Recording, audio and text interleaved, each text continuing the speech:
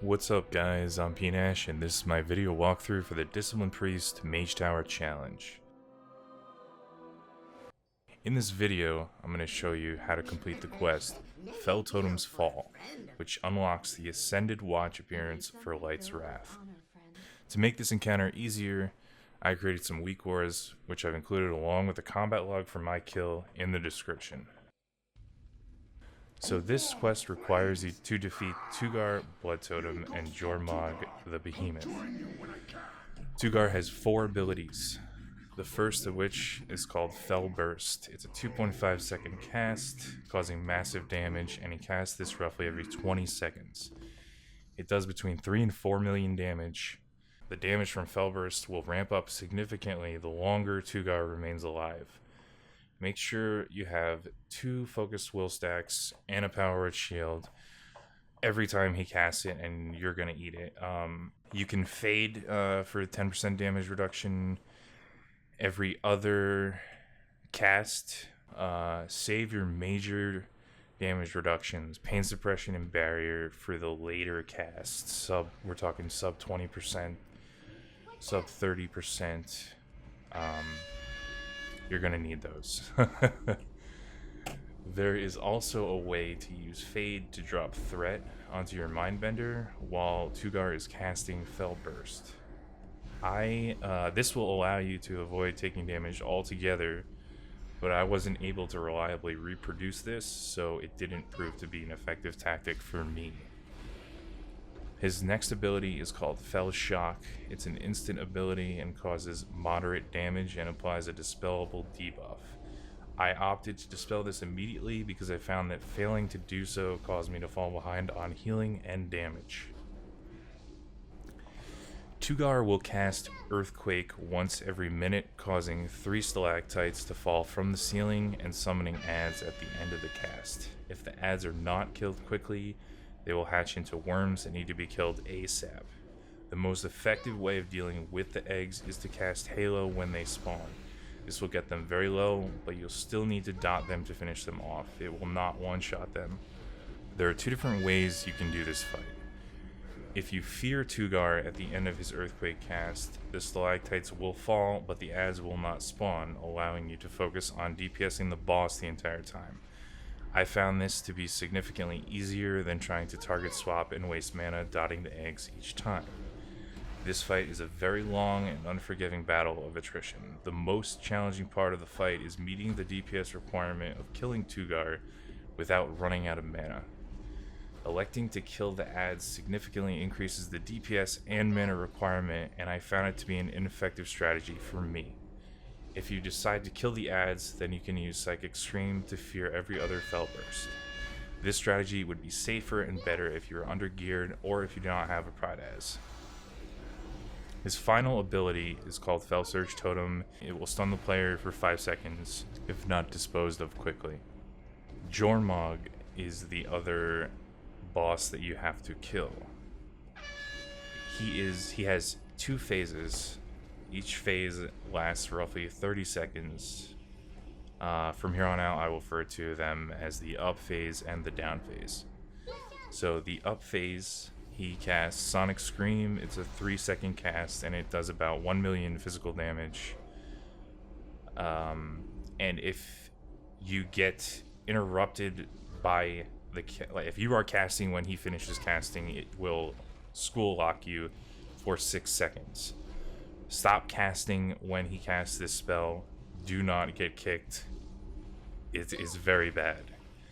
His second ability is Fel Infused Saliva. It's a projectile. It does moderate damage. It's not really a big deal. Then his down phase is he burrows underground and moves around the room in a triangular pattern.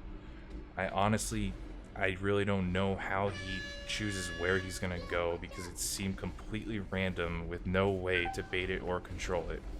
After many failed attempts, I noticed that he generally doesn't burrow into this corner of the room, which leads me to my next very important point, positioning. If you get hit by Jorn Mog's Dust Cloud during the down phase, it does about 1 million damage and stuns you for 4 seconds, which is very bad. A lot of my wipes were due to trying to position myself between the stalactites during the down phase and getting stunned by Jorn Mog. Tanking Tugar in the middle, I found it extremely difficult to see Jorn Mog's dust cloud under the obnoxious green X that Tugar places under the player every few seconds. I kept getting stunned at bad times, falling behind on healing, and dying. This happened countless times, and it made the fight very frustrating. When I made the change to my positioning, I killed this boss in roughly 5 pulls. This positioning is not 100% foolproof. Jorn Mog will sometimes travel into the corner, but is very rare, and it is a much safer place to stand than the middle. Jorn Mog will still run into the stalactites regardless where you are standing, and this positioning allows you to focus more on damage and healing, and most importantly, avoid getting stunned. Taking him here also causes the Fel Surge totem to spawn nearby, allowing me to kill it with Divine Star each time. The green spikes that spawn under you take a long time to pop out of the ground, and they don't hit very hard, so it's fine to finish a cast or 3 before moving out. And upon defeating Tugar, Jorn Mog will enrage, dealing a 150% increased damage for the remainder of the encounter. Jorn Mog will start the fight with a buff called Fel Hardened Scales, which is a 90% damage reduction. It's 10% damage reduction per stack of the buff. 1 stack is removed every time he collides with a stalactite during the down phase. Killing Tugar is your number 1 priority. All damage on Tugar, you need to burn him down as fast as possible before he kills you. The most important thing to watch for is the one-shot combo during the up phase. It's Fel Burst, followed by Fel Shock, and then Sonic Scream from Jorn Mog. You want to save Arcane Torrent, War Stomp, and damage reductions for when these line up. This will kill you many times. I repeat, many times. Always be topped off before the next Fel Burst. Time your penances appropriately to maximize healing without wasting mana on Shadow Mend. Use Plea while moving to conserve mana and keep yourself top between penances. Don't overuse Powered Shield or Shadow Mend, and make sure you're being very efficient with your mana, as you cannot afford to use a mana pot at all during this fight. You'll need to use a second Prolonged Power Pot for the extra health, and Intellect for the burn phase at the end, around 20 and 30%. I use drums on the pull. In hindsight, I would recommend using drums with second pot at around 20 to 30% on Tugar. Using them there would have made the burn significantly easier. I found I died a lot around the 20% mark due to the one-shot combo.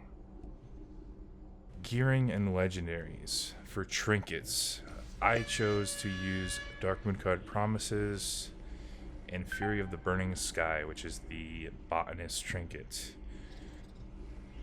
Pride As is incredibly useful and strong for this fight. The shield is just amazing. It's amazing for everything. Second best would probably be Sepha's. Gives you a big haste buff from Fearing, Dispelling, Interrupting. I don't have one, so I didn't wear it. Next, I would say the Penance Belt is extremely strong for the extra penances for thick damage. And I also don't have one of these. Hashtag never lucky. And then, lastly, I would recommend the Pain Suppression Bracers. Talents. For tier 15, the best choice is Castigation. You can use Schism for more damage, but it also consumes more mana and it will cause problems in the long run. I used Angelic Feather. I may have made a mistake. I didn't realize that Masochism was changed in patch 7.1.5. Blizzard changed it to be when you cast Shadow Mend on yourself, its damage over time effect heals you instead and reduces all damage you take by 10%. This is huge. I didn't know that this 10% damage reduction was a thing. because it's a talent that is generally not ever used for PvE content. I didn't use it. I would highly recommend using this talent. Even though I tried to avoid using Shadow Mend in order to conserve mana, it would have made this fight significantly easier.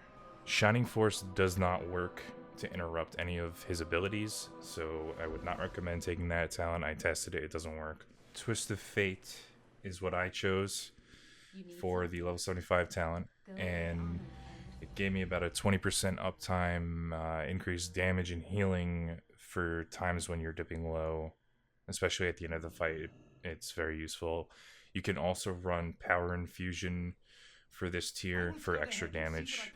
For your level 90 talent, Divine Star is the talent I chose.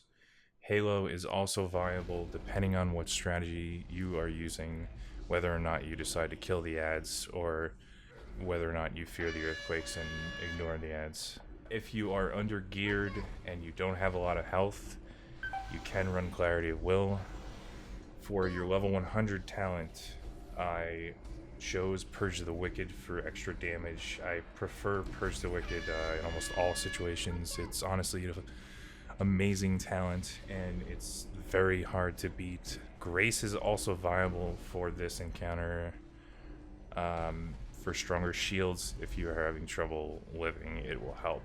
But you're going to take a big damage hit, and this encounter is a DPS check.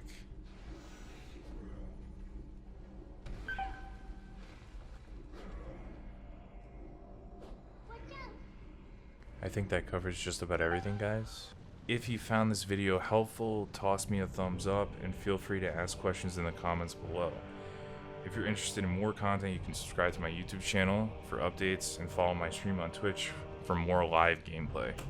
Quick shout out to Lovelace for their awesome write-up on the WoW forums, and thanks to everyone in the How to Priest Discord for posting all tips and strategy discussion all week this week. Thank you guys for watching, good luck, and peace out.